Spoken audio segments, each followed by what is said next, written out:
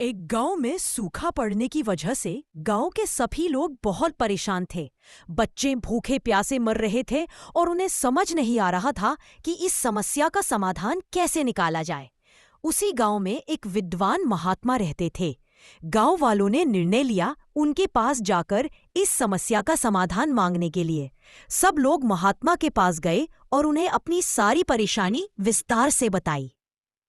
महात्मा ने कहा कि आप सब मुझे एक हफ्ते का समय दीजिए, मैं आपको कुछ समाधान ढूंढकर बताता हूँ। गांव वालों ने कहा ठीक है और महात्मा के पास से चले गए। एक हफ्ते बीत गए लेकिन साधु महात्मा कोई भी हल ढूंढ न सके और उन्होंने गांव वालों से कहा कि अब तो आप सबकी मदद केवल ऊपर बैठा वो भगवान ही कर सकता है। अब सब भगवान की पूजा करने लगे, भगवान को खुश करने के लिए, और भगवान ने उन सब की सुन ली और उन्होंने गांव में अपना एक दूत भेजा।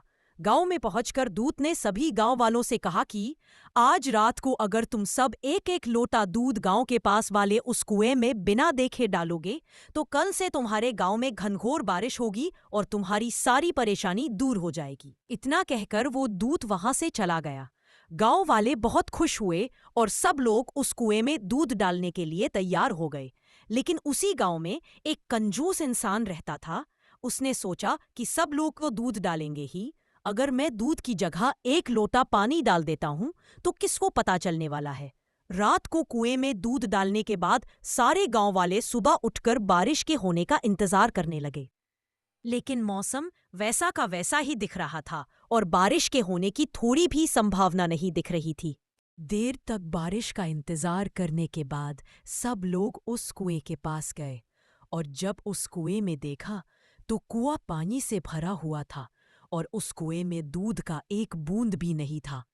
सब लोग एक दूसरे की तरफ देखने लगे और समझ गए कि बारिश अभी तक क्यों नहीं हुई, और वो इसलिए क्योंकि उस कंजूस व्यक्ति की तरह सारे गांव वालों ने भी यही सोचा था कि सब लोग तो दूध डालेंगे ही, मेरे एक लोटा पानी डाल देने से क्या फर्क पड़ने वाला है। और इसी चक्कर में किसी ने भी कुएं में दूध का एक बूंद भी नहीं डाला और कुएं को पानी से भर दिया। इसी तरह की गलती आजकल हम अपने रियल लाइफ में भी करते रहते हैं। हम सब सोचते हैं कि हमारे एक के कुछ करने से क्या होने वाला है, लेकिन हम ये भूल जाते हैं कि बूंद बूंद से सागर बनता है। अगर आप अपने देश, समाज, घर में कुछ बदलाव लाना चाहते हैं, कुछ बेहतर करना चाहते हैं, तो खुद को बदलिए और बेहतर बनाइए। बाकी सब अपने आप हो जाएगा।